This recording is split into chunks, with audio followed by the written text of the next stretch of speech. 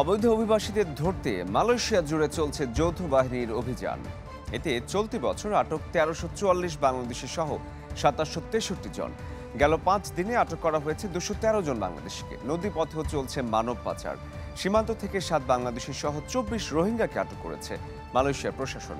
এছাড়াও ভিক্ষাবৃত্তির অভিযোগে এক বাংলাদেশি সহ ১৮ জনকে গ্রেপ্তার করেছে দেশটির ইমিগ্রেশন বিভাগ।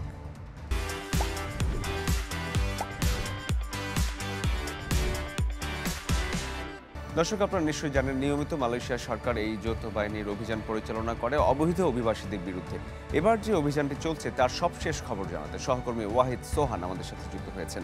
সোহান, আপনাকে স্বাগত জানাচ্ছি এবং আপনার কাছে শুরুতেই জানতে চাই, অবৈধ অভিবাসীদের বিরুদ্ধে যে অভিযান চলছে সেখানে প্রচুর পরিমাণে বাংলাদেশ আটক হয়েছে, এমনটা কি হওয়ার কথা ছিল কিনা?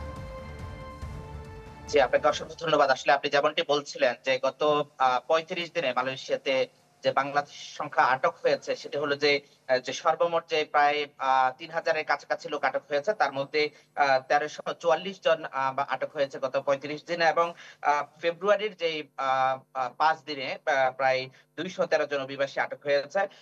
এই যে পরিস্থিতিটি চলছে, আসলে কেন এখানে এত বাংলাদেশী আটক হচ্ছে এবং তারা কেন অবৈধ থাকছে? এই বিষয়টি যদি বলি, প্রথমত আমরা যেটি আমাদের বাংলাদেশ থেকে যে কলিং ভিসার মাধ্যমে যে লোকগুলো এসেছে তারা অধিকাংশ ক্ষেত্রে যে সমস্ত কোম্পানিগুলো থেকে যারা পালিয়ে গিয়েছে অথবা নাম সর্বস্ব কোম্পানিতে এসেছে এবং হাই কমিশনের পক্ষ থেকে কোনো প্রকার যাচাই বাছাই না করে অ্যাটাস্টেশন দেওয়ার কারণে যে সমস্ত বাংলাদেশি কর্মীরা মালয়েশিয়া এসে প্রতারিত হয়েছে, তারা কোম্পানি থেকে পালিয়ে যাওয়ার কারণে তাদের নির্দিষ্ট কোম্পানিতে কাজ না থাকায় যখন অভিবাসন বিভাগ তাদেরকে আটক করছে, তখন কি মালয়েশিয়ার আইন অনুযায়ী এটিকে বলা হয় যে আপনার কির্জা সালা বা অন্য কোম্পানিতে কাজ করার কারণে তাদেরকে আটক করা হচ্ছে।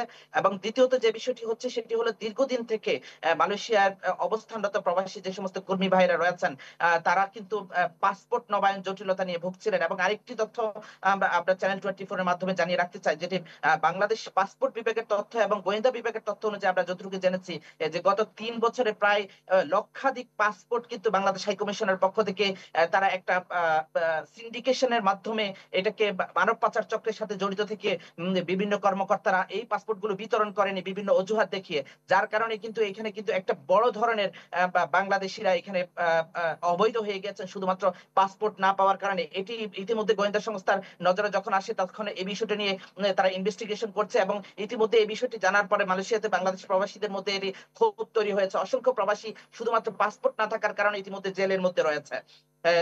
আরেকটি বিষয়, আপনি যে কথাটি বলছিলেন যে আসলে প্রবাসী মালয়েশিয়াতে যে সমস্ত প্রবাসীরা রয়েছে আর শুধুমাত্র একটি বিষয় আপনাকে একটু থামাতে চাই, আপনার কাছে জানতে চাই যে পাসপোর্ট জটিলতার এই বিষয়টি গণমাধ্যমে আমরা বেশ অনেকবারও দেখেছি। পাশাপাশি এই যে অভিযানে যারা আটক হলেন তাদেরকে ছাড়াতে বা তাদের জন্য দূতাবাস থেকে কোনো ব্যবস্থা গ্রহণ করা হয়েছে কিনা?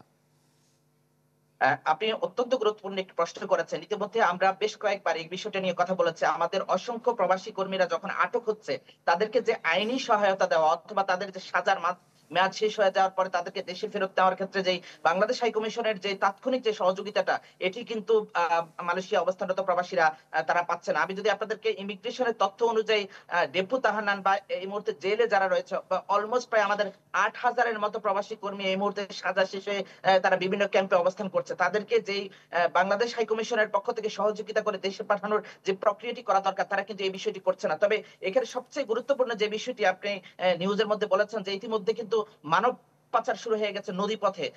এটির সাথে কিন্তু যে সংশ্লিষ্টতা রয়েছে সেটি হলো যে কলিং ভিসায় অসংখ্য কর্মীরা না আসতে পারার কারণে তারা কিন্তু এই মানব পাচারের সাথে জড়িয়ে পড়ছে, এবং বাংলাদেশের একটি চক্র এবং মালয়েশিয়ার মধ্যে রয়েছে এমন একটি চক্র কিন্তু এখানে মানব পাচারের সাথে সম্পৃক্ত রয়েছে। তবে মানব পাচার চক্রের ৩ জন সদস্যকে আটক করার পরে যে বিষয়টি তথ্যে উঠে এসেছে সেটি হলো যে আসলে বাংলাদেশ হাই কমিশনের ২ জন কর্মকর্তার নাম এখানে উঠে এসেছে, যারা এই জায়গাটুকুতে মানব পাচারকারীদেরকে তারা সহায়তা দিয়ে যাচ্ছে, এবং এই বিষয়টি নিয়ে মালয়েশিয়ার গোয়েন্দা সংস্থার পক্ষ থেকে এটিকে ইনভেস্টিগেশন করছে। আরেকটি বিষয় আমি আপনার মাধ্যমে বলে রাখতে চাই, আসলে মালয়েশিয়া এই মুহূর্তে প্রবাসীরা যারা আটক হচ্ছে তাদের মধ্য থেকে এবং তাদের যে সমস্ত আত্মীয় স্বজনরা রয়েছে তাদের মধ্য থেকে দাবি উঠছে আসলে বাংলাদেশ হাই কমিশনার এবং ডেপুটি হাই কমিশনার এই ২ জনের বিরুদ্ধে অসংখ্য অভিযোগ থাকার পরেও, প্রবাসীদেরকে হয়রানির বিষয়ে অসংখ্য অভিযোগ থাকার পরেও সরকার এদেরকে কেন প্রত্যাহার করছে না এবং নিচ্ছে না, এটি নিয়ে আসলে বাংলাদেশ হাই কমিশনের কর্মকর্তাদের প্রতি মালয়েশিয়া প্রবাসীদের অসংখ্য ক্ষোভ রয়েছে।